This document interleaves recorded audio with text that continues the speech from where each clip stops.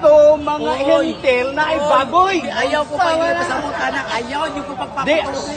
Ayaw ko patuhan nga. Ayaw ko patuhan. Ayaw ko pagtuhan. Kung gisulti na ni San Pablo dito sa Israel, tinuod ka. Pero kay Ingon kami Korinto.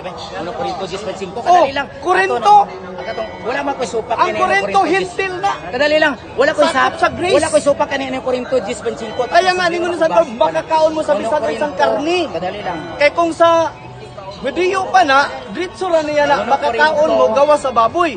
Uno Korinto. Pero dapat na uno Korinto na. Korinto 10:5. Ano yung ano problema niya? Magtarong. Ingon diri no. Hermeneutics. Nindot ni tagaan og tawag ining reaksyon sa hinungdan nga ang mga defensor katoliko, mga sir ug mga ma'am, na ay dako nga makuha ni ining maong argumento between Katoliko ug Sabadista. Actually si Richard Lagumbay ning Katoliko nga ni adinhi.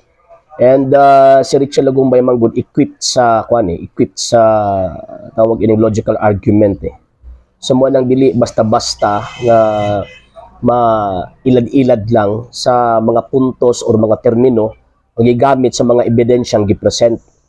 So dinhi ang ilahang gilalisan ang 1 Corinto kapitulo 10 bersikulo 25. Siguro ang argumento ini sa mga Sabadista nga kanang 1 Corinto 10:25 wala di daw i-appeal ang karne sa baboy.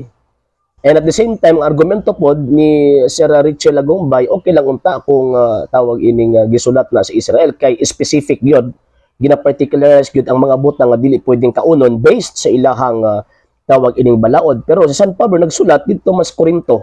So naay duha ka butang nga bantayan nato ining tawag ining argumentuhan. Number 1 is ang historical background. Historical and kana bitong background sa environment sa panahon nga nagsulat ang mga apostol. Mo tong gingon kanina ni Sir Richel nga walay hermeneutics or walay tama nga tools of interpretation ang Sabadista nagkutlo-kutlog nakasulat sa Biblia pero wa kasabot kung unsa ang iyahang gibasa.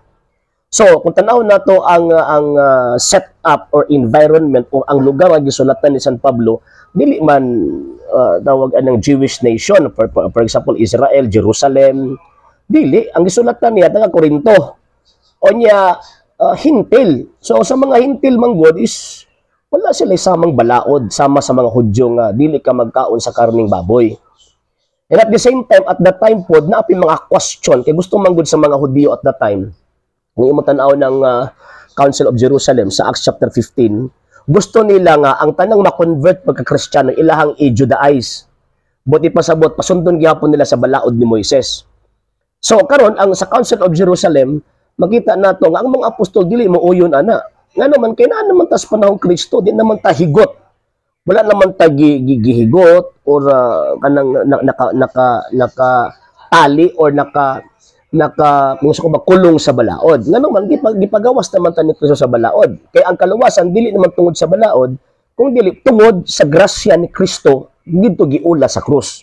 Magpulos lang ang maong balaod kung kita nga nagatuman ni ana, nakabaton og grasya sa iyang kamatayon. So mo nag-iingon sa Acts chapter 15.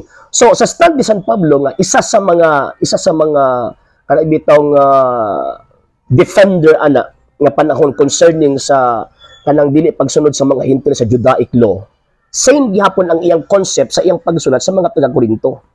Kano man kinami mga Hudyo nga gusto nila nga pasundon gihapon sa balaod ni Moises ang mga hintil nga mamahimong tawag ini nga Kristiyano. Nga nasulti San Pablo nga makahimo kamo pagkaon sa bisag unsang karne nga gibaligya sa merkado. And at the same time, second point, mga sir ug mga ma'am, ang kaduhang punto din tama ng argumento na si Richel. Actually, sa mga defensor Katoliko is dako ni siya nga kuan Actually, na isa ka video pero dili na ko tagaan og reaction kay magamit sa tanang panahon. Magamit sa kuan pa sa mga argumento. Kita nga mga nagtuon, makitaan nato ba ang mga puntos ba? Kini nga second point sa video, kung sa kuan pa ba twist of words ba ang gigamit sa 1 Corinto chapter 10 verse 25 based sa argument na gi-present both sides, Katoliko ug Seventh-day Adventist. So sa Katoliko kay hintil man understood kanang argument of tawag ini common sense ba. Kay hintil man, so sa ila walay gitawag og bawal-bawal nga mga karne. At the same time sa ilaha kay wala may bawal-bawal nga karne, ginabaligya gyud na ang karne sa baboy. O kay bisan gani ang mga Hudyo kaniadto imposible man na nga naay nagbuhi og baboy sa ilang lugar, imposible man ang ila ng idaro. Dili na pwede ila gyud nang tawag ining magkaunon. So sa mga hintil, lagi na karne sa baboy dito kay kung gisulat pa na dito sa gitawag og mga Hudyo, i-specify gyud na ni St. Paul. Ngano man kay usa ka gitawag og religious and state law ang dili pagkaon sa karne sa baboy dito sa gitawag og Israel. So tama tong giingon ni tawag ini nga San Pablo nga as in si Richel. Tama tong giingon ni si Richel nga kung wala pay apil ang baboy ini, okay, dapat musulti unta si San Pablo nga makahimo kamo sa pagkaon bisag unsang karne gawas lamang sa baboy. Ngano magkabalugod sila San Pablo anak ug sa ilang audience at the time. So kung sa Israel pa tinuod ang ilang interpretation pero kay gisulat man didto sa tawag ining 1 Corinto, sa Corinto din syempre ang Corinto is hintil man, so naturalmente klaro gid na nga gisugo sa mga apostol nga magkaon pwede makakaon ni anang maong gitawag og mga pagkauna. And sumala pa na St. Paul sa mga taga-Roma, ingon pa niya ang pagkaon dili man na mo'y makapalangit na to, dili man na mo'y makapaduol na to sa langit.